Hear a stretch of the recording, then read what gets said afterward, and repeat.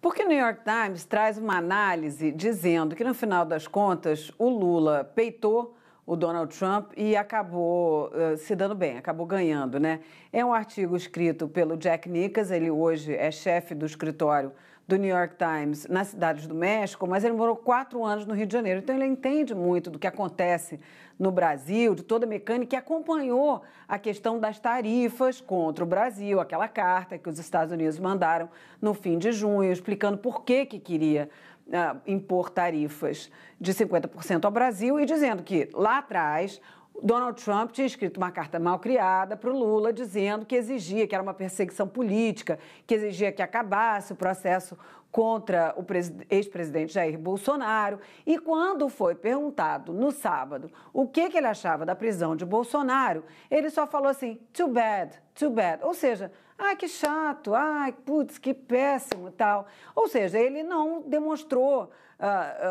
o que ele demonstrava antes, que era uma aliança com o ex-presidente, que chegou a ser chamado de Trump dos trópicos, e pelo contrário, ele deixou tudo para lá, e aí o jornal, o Jack Nickas, ele explica, né, uma análise que o New York Times faz, e o Jack Nickas, ele explica o seguinte, olha, o que aconteceu? Ele faz aquele histórico que a gente acompanhou muito por aqui. Houve a imposição dessas tarifas de 50%, o presidente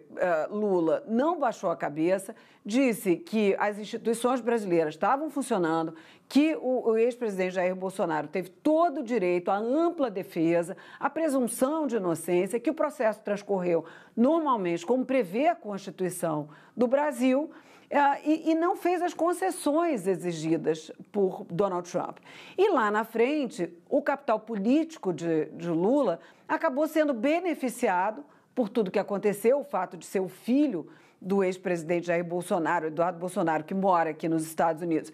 que fez toda essa pressão sobre o Departamento de Estado e o governo Trump para que houvesse a imposição de tarifas que são negativas para a economia brasileira, afinal de contas, quem é brasileiro deve torcer pelo Brasil, né?